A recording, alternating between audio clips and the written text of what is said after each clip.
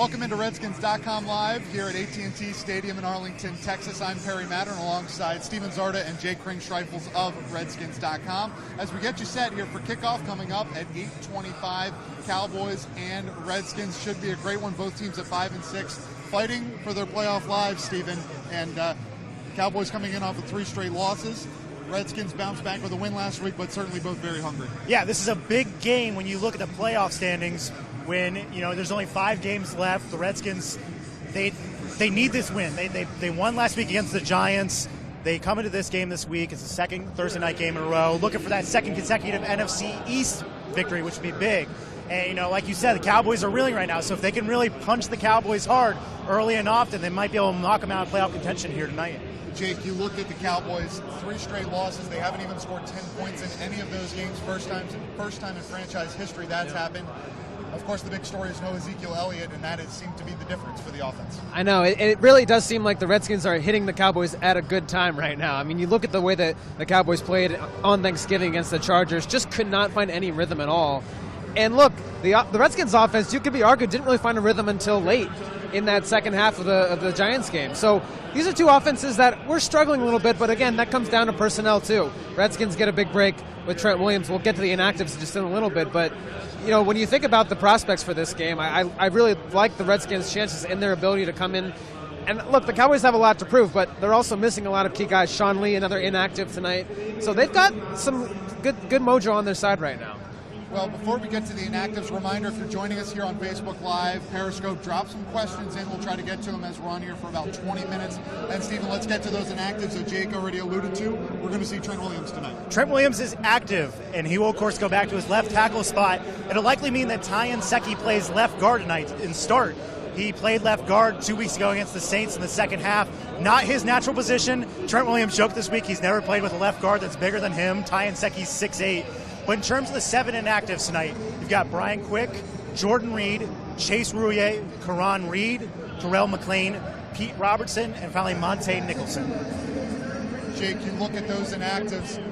Of course, Trent Williams sticks out to you. Martrell Spate is active again. Not really sure how he will play into the linebacking role, but certainly nice to see a couple of those guys back. Yeah, I mean, last week you're looking at these inside linebackers. You're like, okay, Josh Harvey Clemens and Zach Vigil have been barely played. I think a lot of teammates were expecting, hey, look, they're going to be okay. They know the system. They were in training camp, but it's a bigger difference when you get on the field for the first time and you haven't played in an active game for a while.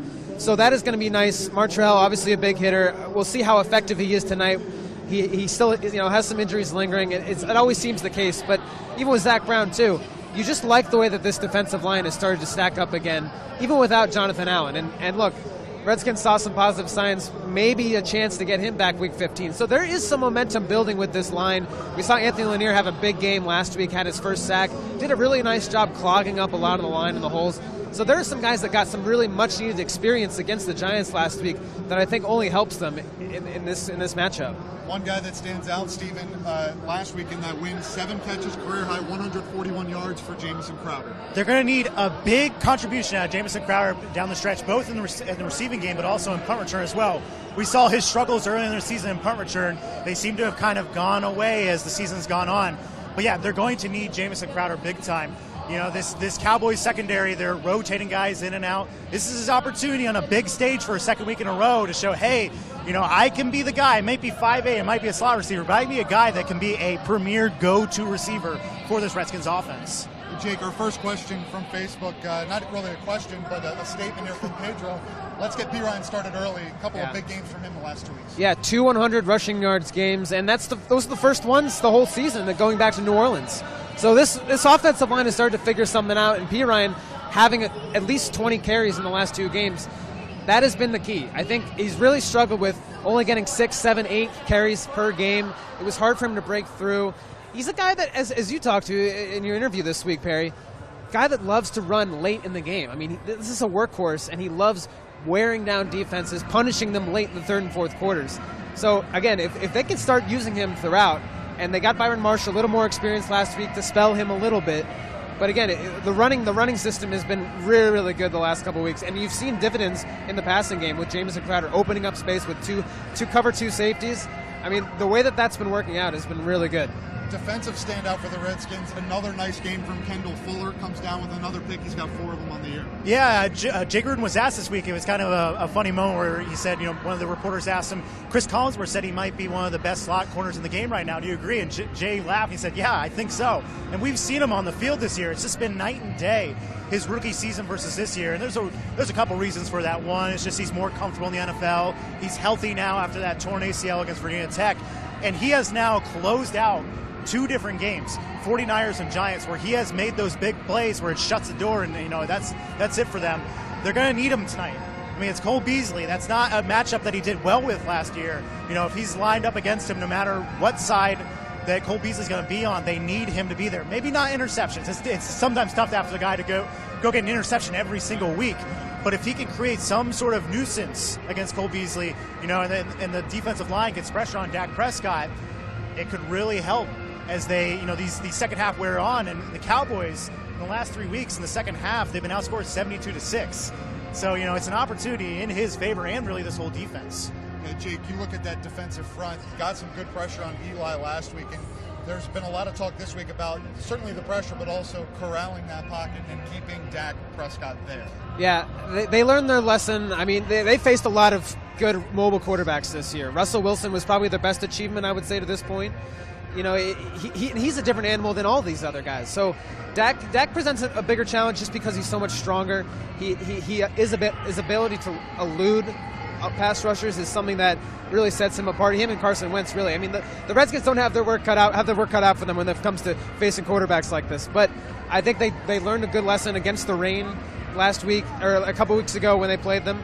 And again, it really does come down to containment. Plastering is always the big key word for these defensive backs and these linebackers. So the more that they can keep with it, and you mentioned Kendall Fuller, that's been a big part of it. Keeping these receivers locked down. Des Bryant hasn't had a great game in the last few weeks. I mean, Cole Beasley's really their only target. So, again, you get these guys locked down for an extended amount of time. This defensive line's going to have a lot more success. Well, Kirk Cousins has taken the field here for the Redskins, of course, in the color rush jerseys here tonight. And that's it was a question mark left up in the air until the last moment. What do you think of the look here, Stephen? Maybe it's because I'm a millennial, but I like it. I like the burgundy on burgundy. I've watched the Redskins my entire life, and it's a look we haven't seen too often. I know some fans were wondering, were they going to wear the gold on gold? But it is the burgundy on burgundy, and it takes a minute to adjust to in terms of seeing it on the field, but I like it. What do you guys think? How about you, Jake? Yeah, I really like this look a lot. I mean, there are some color rush jerseys that are very hard to look at. There's some neon stuff that I don't think is really what players envision when they see themselves suiting up as a National Football League player. But these uniforms, I mean, as we've seen in the past, they work. And I don't know, maybe it gives the players a little bit of juice. I know Bashad Breeland has been dying to wear these, and it's all the defensive backs say all the time. You look good, you feel good, you play good. That is a mantra that's used a lot, and maybe it's cliche, but I think there is some real truth into the way you feel and the way you come out on the field. And if you're feeling good, I mean, you're going to want to come out and show up and play. So I think that's why they have that on their side tonight. Our next question here, this from Idris Tyree on Facebook. Stephen, are we going to use Mo Harris more in the passing game? We saw some from Mo at the start of the season, or at the start of his season, I should say, but since then didn't get a ton from him in the last couple of weeks. That's a great question, and it's tough to say he's going to get a big look this week, being that the team is really starting to see a lot more production out of Josh Doxson. And as we spoke earlier, Jamison Crowder last week, 7 catches, 140-plus yards. And those are the two guys that they want to go to. They really want to get Doxson involved, especially against this new rotation of quarterbacks that Dallas has. And then you also look at Ryan Grant. Ryan Grant is not the standout receiver, but he, as Jay Gruden has said time and time and time again, he is somebody that will do all the little things right. That may not just be the passing game. We've seen him excel in run blocking. But the catch that Maurice Harris made against the Vikings a few weeks ago, that was just a special play. And I think people are saying, maybe they'll get a little more out of him in that situation. But, again, he's kind of a little further down on the depth chart. And, also, Jake, I want to ask you is we did not see last week Vernon Davis, very much production. Jordan Reed out. Is Vernon, do you expect him to be a little more of a go-to target tonight against Dallas, especially without Sean Lee? Yeah, you'd have to imagine without Sean Lee that certainly helps. I think part of the strange thing between these two players is that you have Jamison Crowder, you have Vernon Davis. Vernon Davis was basically rendered useless last week. Jamison Crowder goes out for a big game.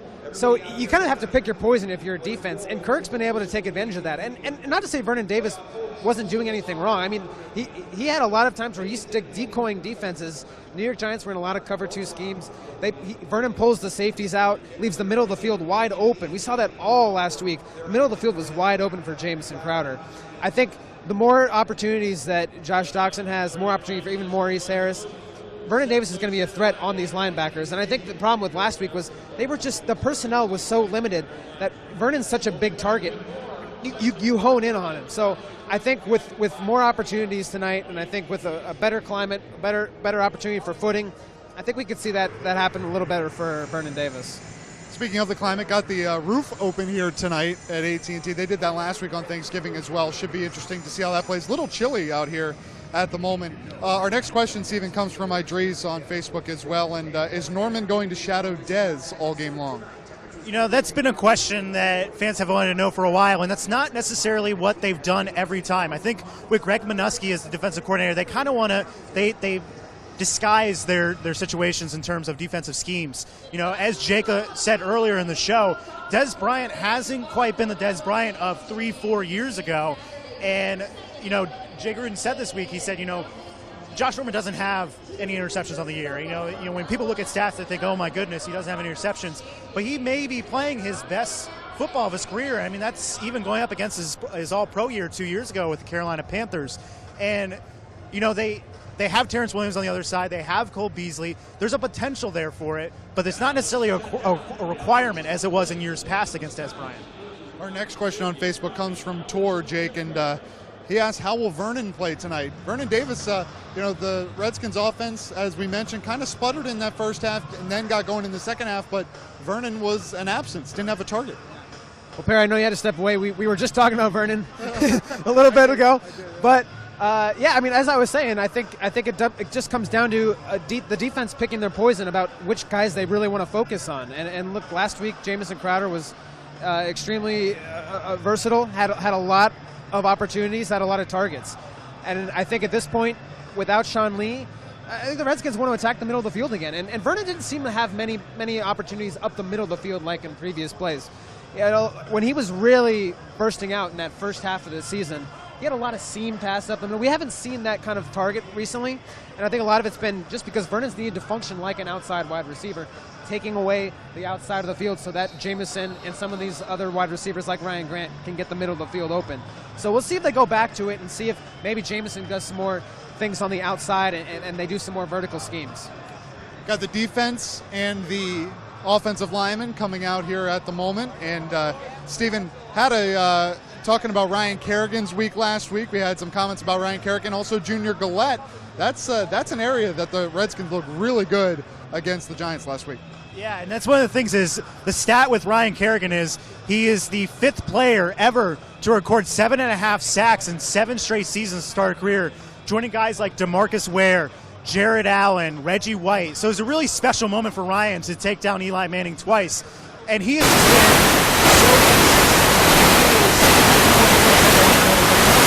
been of consistency. He comes out every week. You know he's going to be active. You know if you need him to play every defensive snap, he's going to play every defensive snap. And he's on his way. He's only 1 sack away from his 3rd double-digit sack total season of his career. And it was so nice to see Junior Gillette get that sack on 4th down last week to basically end the game.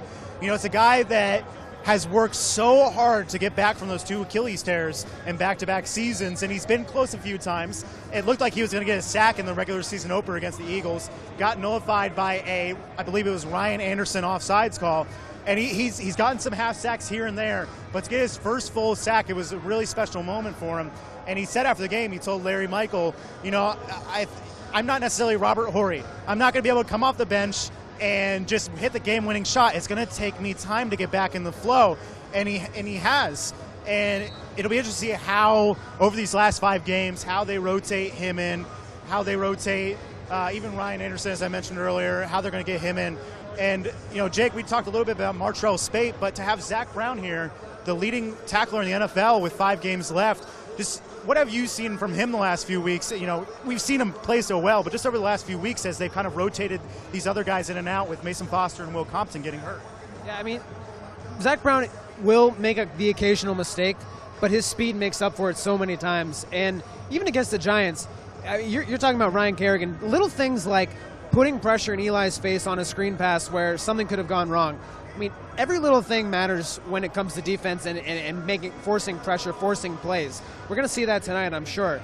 And I think when you think about Zach Brown, he's been able to know a lot of plays, a lot of explosive plays, just because he's been able to get a hand on somebody, get somebody tripped up a little bit more in the backfield.